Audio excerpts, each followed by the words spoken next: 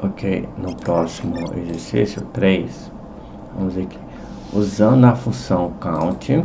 Então vou contar, count é contar, conte quantas linhas tem a tabela aluno e dê o nome de quantidade para essa coluna, conforme o modelo de retorno abaixo. Então queremos retornar esse visual aqui, a quantidade de alunos que tem na tabela. Vamos lá no nosso SQL, vamos vir aqui fazer um select, asterisco from TB alunos, beleza? Então select total aqui. Aqui, se olhar, eu tenho 16 linhas, só que eu não quero mostrar assim, eu preciso mostrar ele assim, né? Então eu vou vir aqui, eu vou mostrar todas as colunas, aqui eu vou fazer um count, abrir parênteses, colocar o asterisco, fechar parênteses, e se eu rodar aqui por enquanto, eu tenho a contagem dele, tá falando que ele está contando todas as linhas da tabela. Se eu rodando isso aqui, eu tenho as 16 aqui, só que o nome não tem nenhum nome para coluna. Eu posso colocar aqui qualquer coisa, né? Posso colocar assim, isso, qualquer coisa assim. Então é o nome da coluna, né? Ou poderia até colocar aqui nome coluna, poderia ser, mas aqui no exercício falou que é o nome quantidade para coluna. Então vamos colocar quantidade aqui, ok? É quantidade, e essa é a resposta aqui do exercício. Vamos pegar aqui, colocar a resposta aqui, beleza? Eu poderia brincar com outras coisas aqui, eu não preciso necessariamente usar o as. Aqui, ó, vai dar no mesmo, ó. Não, tirei o as ali, mas é recomendado que se utiliza o as. Se você não usar o as, quem for dar manutenção pode confundir e pensar que é nome de duas colunas, ou até mesmo você mesmo que está fazendo pode pensar que esse count é uma coluna e essa quantidade é outra coluna. Nesse exemplo aqui não é bem difícil dar errando aqui, mas se eu fizer assim, ó, nome, aluno, né? Então vamos usar o nosso parangolezinho que é o alias a ponto aluno, beleza? E depois se eu usar aqui, sei lá, aluno, depois sexo, beleza? Eu usei assim, então são duas colunas, coluna aluno e a coluna sexo, certo? Então tem que trazer as duas colunas ali. Se eu rodar esse aqui, eu só tenho uma coluna de retorno aqui, né? E eu tenho o nome dos alunos aqui, e essa coluna ficou justamente aqui com o título de sexo. Por quê? Porque apesar de estar em uma linha, esse que está em outra linha, ó, por exemplo, se eu apagar aqui, ó, ainda vai ficar mais confuso ainda. Eu tenho duas colunas aqui, ó, duas colunas lindas e maravilhosas.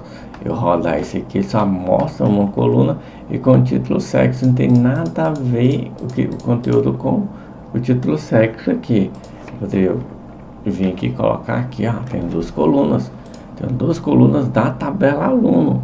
Aí, e aqui eu não tenho duas colunas, aqui eu só tenho uma coluna. Se eu fizer visualmente aqui, eu imagino duas colunas, mas na verdade é só uma. Por isso é aconselhável ter, é recomendado ter essas regrinhas aí. Se a gente colocar aluno aqui, for renomear, a gente coloca o as, porque ó, visualmente, olha, essa aqui é a coluna, tem essa coluna aqui, eu estou renomeando para essa daqui. Visualmente eu já mato, vejo aqui, olhe e vejo, então é isso aqui. Então se eu colocar o A aqui, fica mais intuitivo ainda, porque toda coluna, quando ela está vindo na tabela, ela tem A ponto aqui, e aqui eu não posso colocar A ponto. Quando eu utilizo o as aqui, eu não posso colocar, porque ele já dá erro. Então eu tiro o as aqui. Então aqui eu estou usando a coluna da tabela e renomeando para isso aqui. Visualmente eu consigo identificar e já trabalhar mais rápido. Posso colocar o nome aqui. E se eu colocar a ponto sexo, beleza, ó. Aí ele deu erro, ó. Já é uma coisa muito boa, porque se eu digitar algum comando errado, alguma coisa assim, ele já dá erro, porque ele identifica que aqui é uma coluna, aqui é outra coluna, só que por que ele está dando erro? Porque eu esqueci a vírgula aqui, ó. Então, aqui é uma coluna que está vindo direto da tabela, aqui é outra coluna que está vindo direto da tabela. Aí eu posso renomear aqui, por exemplo, a gênero.